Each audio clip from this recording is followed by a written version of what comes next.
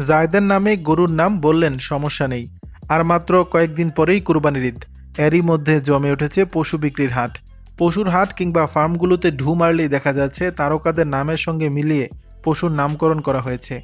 গত কয়েক বছর ধরে হালের আলোচিত চিত্রনায়ক জায়েদ খানের নামের সঙ্গে মিল রেখে গরুর নামকরণ করা হচ্ছে। বিষয়টি নিয়ে মন্তব্য করেছেন জায়েদ।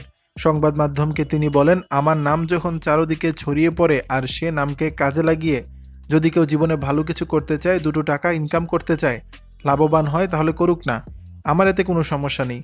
তিনি আরও বলেন, কুরবানির হাটে প্রিয় জিনিসটাকে বিক্রি করছে আমার নাম দিয়ে, করুক। একজন শিল্পীর ক্ষেত্রে এটা হয় ব্যাপার না। এর আগে আরও সেলিব্রিটিদের নামের ক্ষেত্রেও এমন হয়েছে দেখেছি। এ সময় জায়েদ বলেন, আমার নাম ব্যবহার করে আমার কাঁধের উপর ভর করে কেউ যদি ভালো কিছু করতে চায়, এটাকে আমি নেগেটিভভাবে দেখি না। কারণ নেগেটিভভাবে দেখলে আমি আমার কাজে মনোযোগ দিতে পারবো না। কুরবানির পশুর হাট নিয়েই আমার পড়ে থাকতে হবে।